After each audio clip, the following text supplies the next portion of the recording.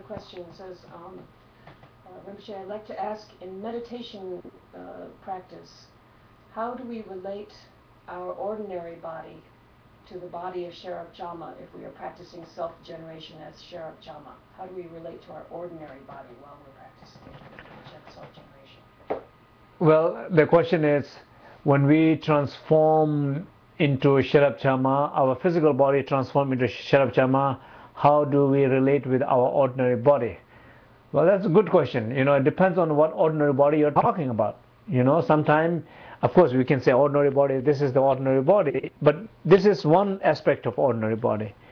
We have many different layers of aspects of ordinary body. For example, the notion of a conceptual karmic pain body.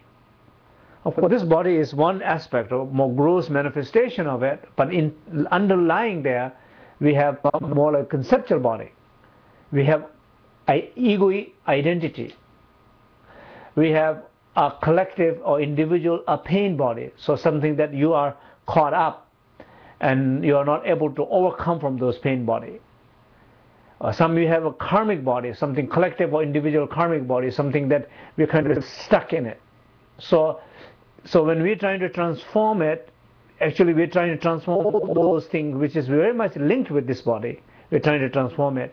So some sense there's no ordinary body separate there. So you're trying to, whatever body you feel in that very moment during the practice, you're trying to transform and not necessarily not worry about ordinary body. Those ordinary body we want some break from.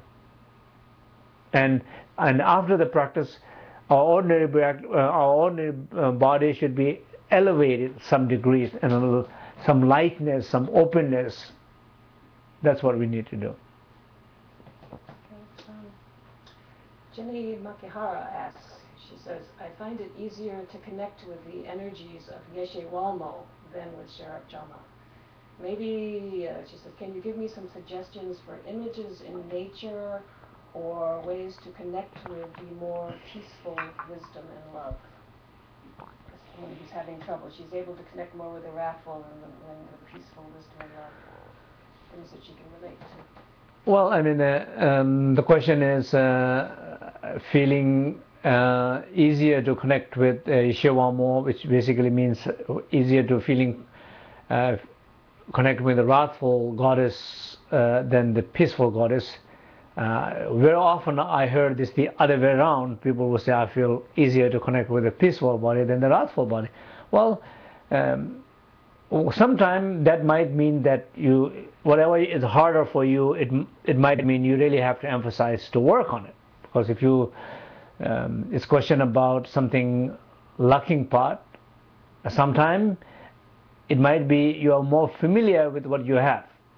So I think as a practice, I think when we do practice like working with a peaceful practice like that, I think we all should try to, even though it is a little bit harder or maybe less familiar, one should try to work with allow that quality to manifest in our life, peaceful quality, loving quality.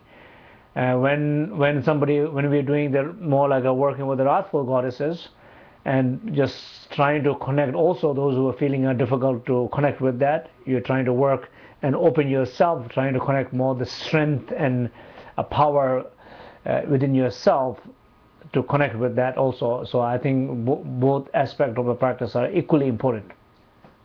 Part of the question is that she's asking if there are any images in particular that can help her to connect with something more peaceful, more wisdom and love.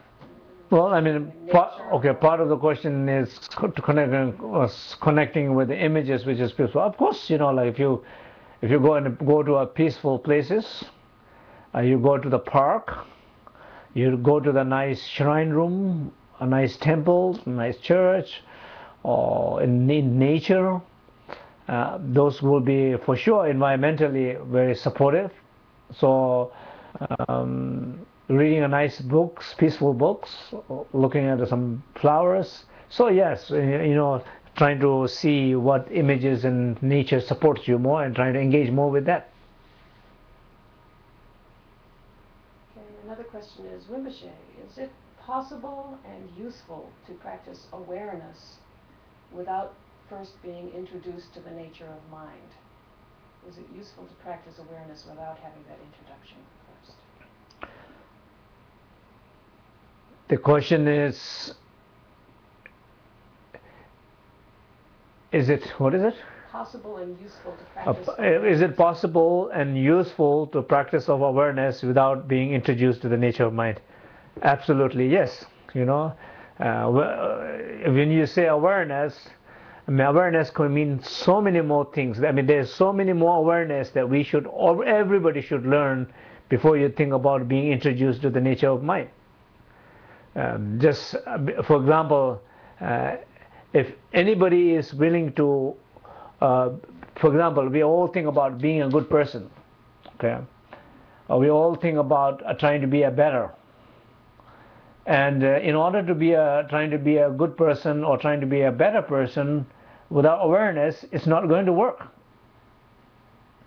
If you're trying to change certain aspects for your conditions and addictions and something like that, without awareness, it's not going to work.